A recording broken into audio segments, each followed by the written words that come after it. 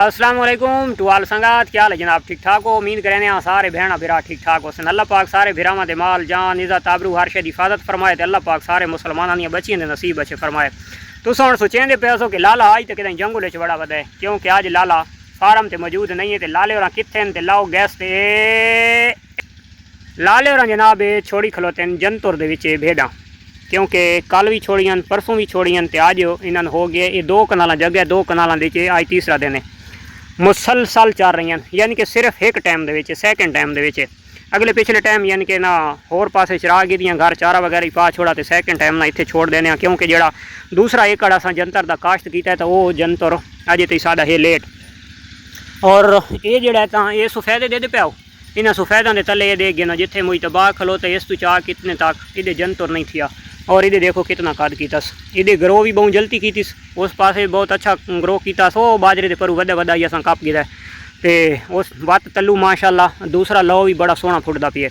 यदि पहली चराई है, पहली चराई दी असा जानवर छोड़े, लेकिन जोड़ा जंतर है ये साए के तले तो खास कर नहीं थींदा, वरना ये साड़ी बखर की पहली दफ़ा सादा एक्सपीरियंस है।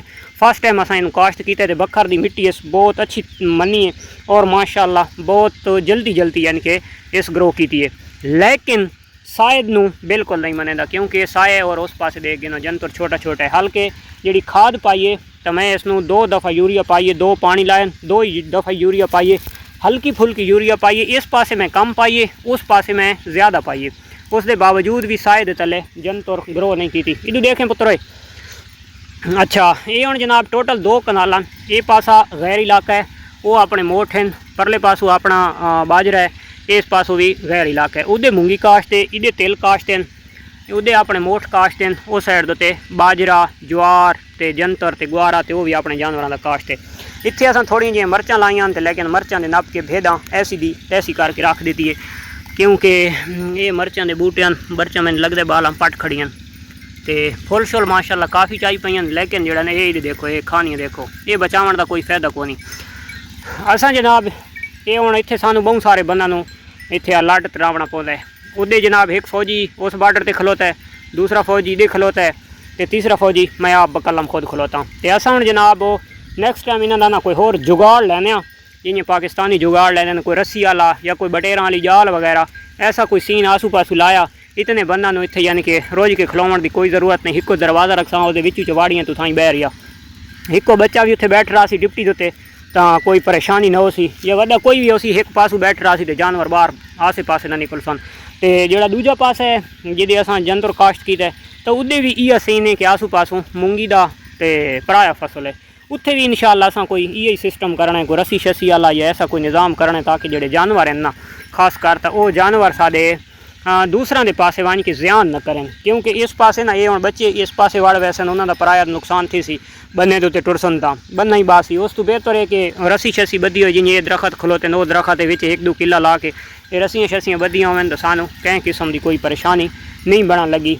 और ना ही जड़ा ना कोई गिला सी, गिला तो पता है बात मौत की निशानी होती है। तो जिन्हें खर्चे थे पे होने ना वो इतराज़ात भी काफ़ी सारे उठा वेंदा, यार मैदा इतना फसल आई तो सारा बर्बाद हो गया, ये हो गया वो हो गया। उस तो बेहतर है कि बंदा अपना एहतियात करे। तो इंशाअल्लाह ये कोई रस्सी वाला बंदोबस्त करना है। और इस तो इलावा कहीं से दोस्त दे आइडिया कोई जहन दे विच होवे यानी कि जानवरों इत्थों कवर करने का, तो वो भी दसा सकता है, बशर्ते है कि कोई सस्ता आइडिया देवना, महंगा आइडिया नहीं देवना। अगर महंगा आइडिया देसो तो बिल्कुल मैनू तो काबिल कबूल नहीं थी होना। लाजमी गल है कि जिस टाइम मेरे हाथ ना पहुँचते तो अंगूर खट्टे हो सन, जो मेरे हाथ पहुँच गए तो अंगूर मिठे हो सन। ये हम शरीर उत्ते पै गई। चलो चलो ये जंतर भी समझो शरीर का भिरा है छोटा, क्योंकि इससे यार पतरे होने जंतर दे भी तो सही चिंगारियाँ कढ़नियाँ पईयां। असां जनाब इसनू एक दफ़ा ना यदि सिर्फ तू पतरा शतरा खा वैसन जिले डंडली बच वैसी ना तो वत इंशाअल्लाह यूरिया खाद असां इसनू पतली पतली सट के तो इंशाअल्लाह वत इसनू पानी ला दिसां तो तकरीबन 4-5 दिहाड़े असां आसरा करसां तो उस तो बाद वत इंशाअल्लाह ये बड़ी अच्छी ग्रो करा सी। तो उस एकड़ दे असां जिहड़ा तजर्बा करना है तो असां ये 2 कनालां ते करेंदे पे। फर्ज करो कि जानवर वत इसनू खांदे तो इतने इतने दे विच छोड़ के, तो अगर ये जल्दी नहीं ग्रो करेंदा या जल्दी फुटदा नहीं या शाखां ज़्यादा नहीं कढ़ेंदा तो असां उस एकड़ दे विच जानवर छोड़ने ले पहले कुछ सोच के तो वाती कदम उठासूँ। जो अगर इतने इतने दे विच यानी कि ये ठीक इस ग्रो की शाखां इस ठीक कढ़ियाँ तो बात अस इस उत्ते न वजन देसा क्योंकि जी बकरी होंगी है ना वो उतू जंतर का वड्डा बूटा ढा के ते खावना ज़्यादा पसंद करेंदी तो जी भेड़ होंगी है ना वो ज़्यादातर ना वो तले खावना पसंद करेंदी है। तो ये चीज़ भी सानू यानी कि सोच के टुरनी पोसी। तो चेक करो जी मरचों का सफाई हो गई है तो मैंने लगता इन्होंने खावा नहीं देव क्योंकि मरचा इन्होंने वास्ते बहुत अच्छा ज़रूरत है। आज साडा पीटू नाल आयो है तो पीटू चेक करो हथ पीटू कावां के आसे पासे कोई सैटिंग करेंदा वो पता नहीं क्या करूए कावां नाल। फिलहाल जंतर या तो कौड़ा है या जोड़ा चक्कर भी है ये सारे जानवर खाते जिंदगी की जो पहली दफ़ा पैन तो ये हूँ खब्बल घाह दे पाओ तो ये हूँ जानवर खास कर ये बन्ना वाले पास ज़्यादा कोशिश करन लग गए। ये खब्बल घाह खावन की कोशिश करते पे ये देखो ये देख ये बाहर निकल आईन। ये मैनू लगता है कि जंतर कौड़ा है पहली दफ़ा खानियाँ पाइयां ना इस क्योंकि अगे असा कदम वास्ते जंतर काश नहीं किया तो पहले आके बड़ा जोर नाल खानियां तो उस तो बाद आहिस्ता आहिस्ता ना आसे पासे थीवन लग पैनियां। ये ना पिछले साल इतने तिल आन तो कोई बूटे ये देखो ये तिलों के ही फुटे पैन तो जोड़े तिल हैं तो खास कर उन्होंने तो मूँह मरे नहीं हैं।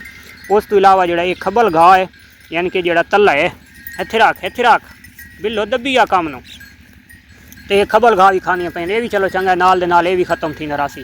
तो जंतर वाला माशाअल्लाह बहुत ज़बरदस्त काम हो गया तो इंशाअल्लाह जानवर भी हुण ज़्यादातर खुशहाल रहसन क्योंकि गर्मी के विच यानी कि एक तो इन्हों चारा भी ग्रीन दूजे नंबर पर खासन भी अपने मूँह नाल तीसरे नंबर दो यानी कि जंतर दे नाल मैंने लगता है मेरा इतना यानी कि इस दे बारे कोई ज़्यादा नॉलेज तो नहीं है जंतर दे बारे लेकिन उम्मीद काफ़ी है कि कौड़ा है तो कौड़े के नाल इन्हों की यानी कि जी मलाश है तो उसका रेशो भी कम हो सी यानी कि जोड़े मिसाला जात हैं तो वह भी जानवरों कम इस्तेमाल करने पसंद गर्मियों के अगर ये जंतर खानी रासे नहीं पूछल मरे नहीं खलोती है या तो हीट तो आने वाली है या आई वधी हो तो होना तई बोले क्रॉस कर सटी हो। ये जड़ियाँ मरचां हैं तो मरचां वाली क्यारी मार कर दे अगे शीशे साफ कर दी ने ये मरचां जड़ियाँ तो बचा रखिया ने सारे वास्ते बचाई खड़ा है तो इन्हों की चटनी कोट के खवाए वरना जना बकाया जी निहाई ना मरचां वाला पौधे उन्होंने सफाई कर गई। तो ये पोजीशन आज बनी है तो मिलते हैं इंशाल्लाह नैक्सट वीडियो उम्मीद करें आज की वीडियो सारे दोस्तों आई उसी पसंद आई हो तो लाइक शेयर कमेंट्स मारना लाजमी।